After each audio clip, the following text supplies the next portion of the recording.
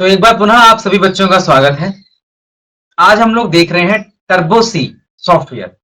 Computer में ये MS turbo सी के नाम से आपको मिल जाएगा। आप चाहेंगे तो आप पेन ड्राइव में या आपको मैं लिंक प्रोवाइड कर दूंगा। तो आपके मोबाइल में ये टर्बो सी ड्रॉइड के नाम से जाना जाएगा। टर्बो सी ड्रॉइड आपको मिल जाएगा गूगल प्ले स्टोर से। आप जाइएगा, वहां टाइप करिएगा टर्बो सी ड्रॉइड और 5.8 MB का सॉफ्टवेयर है, लिखा रहेगा टर्बो सी ड्रॉइड। टर्बो सी ड्रॉइड आप डाउनलोड कर लीजिएगा। बिल्कुल इसी प्रकार की स्क्रीन रहेगी। तो आइए आज इस पर हम लोग प्रैक्टिकल करते हैं। तो आज जो सबसे पहले हमें चीज है वो आनी चाहिए कि सी प्रोग्राम में लिखते समय कौन कौन सी लाइनें अत्यंत महत्वपूर्ण है। यहाँ पे केवल प्रैक्टिकल की बात होगी। तो इसमें जो सबसे महत्वपूर्ण है वो यह है कि इसको ऑन ऑफ करना। जैसे फाइल्स पे जाएंगे और न्यू पे जाएंगे तो नई फाइल आ जाती है, और फाइल पे जाकर हम देखेंगे यहाँ पे क्विट लिखा हुआ। क्विट अर्थात यहाँ से हम लोग छोड़कर जाना चाहते हैं, इसको बंद करना चाहते हैं, तो आप क्विट पे क्लिक कर सकते हैं। क्विट पे जब क्लिक करेंगे तो आपको बंद करने के लिए कहेगा, और उस पे आप EXIT टाइप कर सकते हैं। ओके, तो यहां से ये बंद हो चुका है। तो इस प्रकार आपने देखा कि कैसे टर्बो सी ड्रॉइड और माइक्रोसॉफ्ट टर्बो को बंद किया जा सकता है। अब हम लोग एक प्रोग्राम लिखेंगे, और वो प्रोग्राम रहेगा कि कैसे किसी के नाम या कुछ भी हम लिटरल टेक्स्ट लिखते हैं, जो भी टेक्स्ट कंप्यूटर को समझ में नहीं आता उसको वो वैसे ही प्रिंट कर देता है। और इसके लिए एक प्रोग्राम लिखते हैं। तो वो लाइनें होंगी आपकी हैश इंक्लूड stdio.h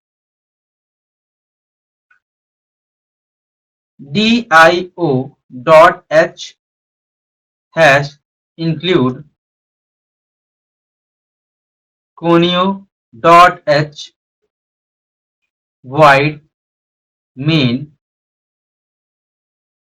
और सबसे लास्ट में get ch रहता है, और आपका ये ब्रेकर। इसमें जो ध्यान देने वाली बात यह है कि हैश इंक्लूड जो आपका यूज किया जाता है, हैश एक प्री प्रोसेसर है जिसका कार्य है कि जो भी इनपुट के आवश्यक उपकरण या उनसे प्राप्त होने वाला निर्देश है उसको इकट्ठा करके रखना, और जहां पर वो आउटपुट प्रदर्शित करना है उस स्क्रीन को प्रिपेयर करके या तैयार करके रखना, ताकि जो आउटपुट आए वो उस स्क्रीन पर या उस उपकरण पर प्रदर्शित किया जा सके। और इनसे संबंधित जो आपकी जानकारी है वो जानकारी आपकी स्टोर रहती है stdio हेडर फाइल में। stdio मतलब standard input output header file, इसमें स्टोर रहती है ये सारी आपकी सूचनाएं।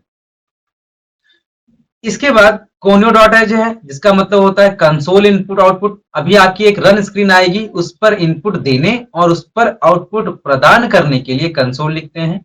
और इसमें एक आपने देखा void main, अर्थात जिस पर आप काम कर रहे हैं, कंप्यूटर की मेमोरी में काम कर रहे हैं, उस मेमोरी को खाली करके वहां पे अपना मेन, ये जो मेन लिखा हुआ है ये अपने मेन प्रोग्राम को वहां पर टाइप कराता है, कंपाइल कराता है और रन कराता है, और आउट जो भी आउटपुट आता है गेट ch उस स्क्रीन को होल्ड या आउटपुट को पकड़ कर रखती है।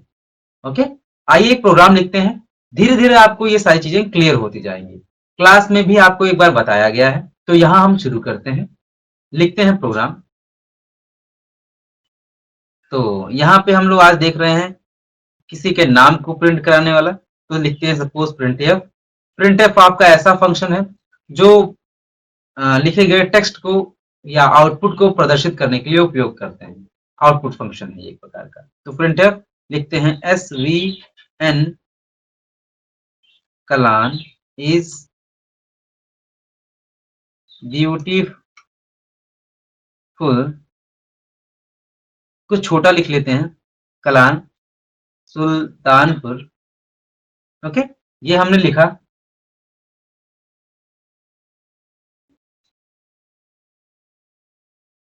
और लिखने के बाद इसको हम क्या कराते हैं, कंपाइल कराते हैं।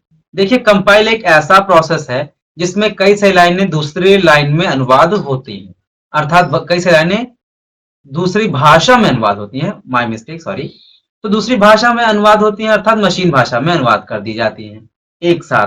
तो जैसे अगर हम लोग इन जनरल देखें तो जब हम कोई अनुवाद करते हैं, जैसे राम जाता है, तो उन्होंने जो भी इसका इंग्लिश में मान लो अनुवाद किया कि राम या जो भी उन्होंने कहा। तो ये कहने के बाद कहीं ना कहीं अनुवाद करते समय कुछ त्रुटियां भी होती हैं, तो अनुवाद करने के बाद त्रुटियां भी बताई जाती हैं। तो इस प्रकार कंपाइलर का दो काम हो गया। पहला काम, सारी लाइनों को क्या करना, ट्रांसलेट करना, और साथ में एरर शो करना। तो यहाँ पे कंपाइल ट्रांसलेट भी करेगा और बताएगा कि कितनी एरर्स हैं। तो कंपाइल क्लिक करते हैं, यहाँ पे आप देख रहे होंगे एरर्स 00 आया है, अर्थात हमारे द्वारा बनाए गए प्रोग्राम में कोई एरर नहीं है, हमारा प्रोग्राम बिल्कुल सही है। अब अगर कोई एरर होता तो यहाँ पर एरर और एरर की संख्या दिखाई जाती। तो अब क्या करेंगे, आप जाइए रन पर और रन पर क्लिक कर दीजिए। इसकी शॉर्टकट की दी गई है, चाहे आप कंट्रोल F9 कर सकते हैं, चाहे तो ऐसे मेन्यू पर क्लिक के फॉर्म में कर सकते हैं। तो आप देख रहे हैं यहाँ पर स्क्रीन आई है, आउटपुट की स्क्रीन, एसवीएन कलान सुल्तानपुर। अब ये जो आउटपुट की स्क्रीन आई है, ये स्क्रीन होल्ड करके किसने रखी है, ये स्क्रीन होल्ड करके रखी है आपके गेट सी एच फंक्शन में, जो कि कोनियों में पाया जाता है। यहां से बाहर आने के लिए दोबारा एंटर बटन दबाएं, आप बाहर आ जाएंगे। तो यहाँ पे आपने देखा कि कैसे हम किसी के नाम या कोई भी एक लिटरल टेक्स्ट को प्रिंट कर सकते हैं। अब अगला हमारा फंक्शन होगा, अगला हमारा सी का प्रोग्राम होगा कि कैसे आपके यहाँ जो है वो ये है कि सम संख्या और विषम संख्या को कैसे प्रिंट करते हैं, कैसे जानते हैं कोई सम संख्या है या विषम संख्या। इसका प्रोग्राम आपके यहाँ अब होगा। इसके लिए आप लोगों को इफ एल्स पढ़ाया गया है, तो इफ एल्स के अनुसार हम कुछ प्रोग्राम करके देखते हैं एक बार। इस लाइन के बाद हम लिखते हैं इंटीजर और लिखते हैं यन। यन क्या है, आपकी कोई संख्या, मान लो 2 हो गई, और उसके बाद क्या है, हम लिखते हैं इफ। अब यहाँ पे आपको क्लास में बताया गया था कि इफ के अंदर जो लिखी होती है क्या, कंडीशन। यदि वो कंडीशन क्या हो, ट्रू होती है, तब जाके इफ के जो स्टेटमेंट होते हैं वो रन करते हैं। और जब इफ के स्टेटमेंट सही ना हो तो क्या होता है, तब एल्स के स्टेटमेंट रन करते हैं। तो यहां पर मैं कंडीशन लिख रहा हूं और इफ के बाद साथ में एल्स का एक स्ट्रक्चर लिख रहा हूं।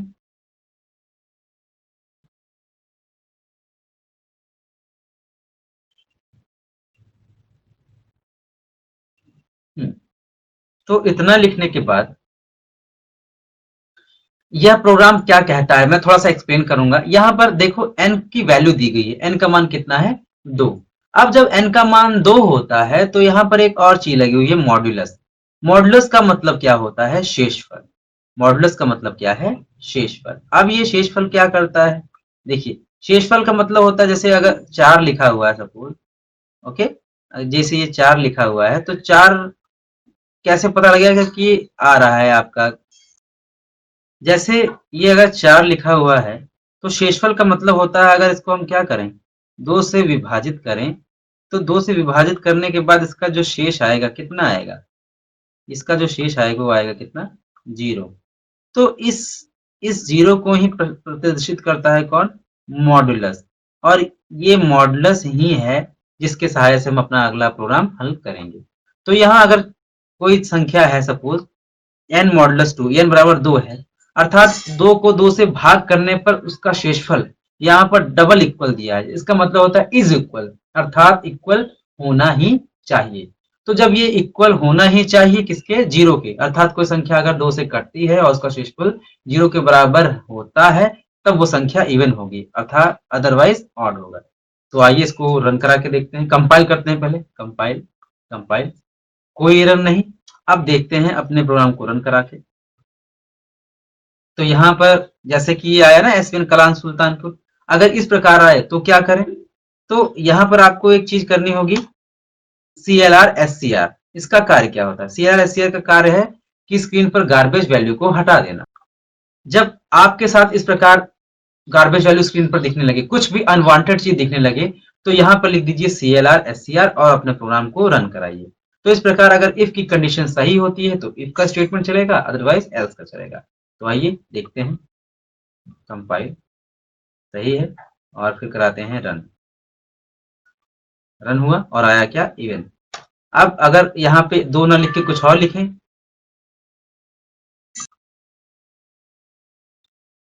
अगर हम लोग यहाँ पर दोनों लिखकर 3 लिखते हैं,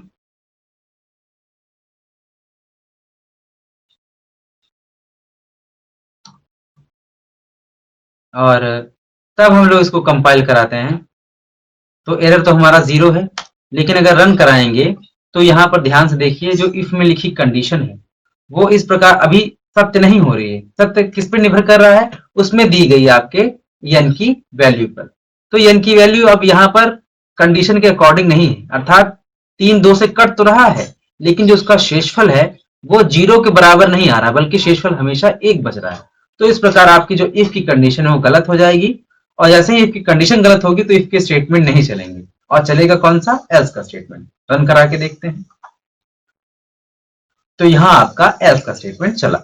तो इस प्रकार आज हम लोगों ने सीखा कि कैसे किसी टेक्स्ट को प्रिंट करते हैं और कैसे इफ एल्स का प्रयोग किया जाता है। अब इस फंक्शन के प्रयोग से आप ईयर का अर्थात साल का प्रोग्राम भी बना सकते हो कि कौन सा साल अधिवर्ष है, लीप ईयर है। अगर कोई साल 4 से कटता है तो वो क्या होता है? लीप ईयर होता है। अब यहाँ पे आप क्या कर सकते हो? वाई रखकर ईयर का प्रोग्राम भी बना सकते हैं। तो आज के लिए आपका यही होमवर्क है, आप इसमें ईयर का प्रोग्राम बनाएंगे। मोबाइल में फाइल पे जाइएगा और आप कीबोर्ड से टाइप भी कर सकते हैं। ओके, तो आज के लिए इतना ही। हैप्पी कोडिंग, और हेल्थी रहिए, सुरक्षित रहिए। Thank you.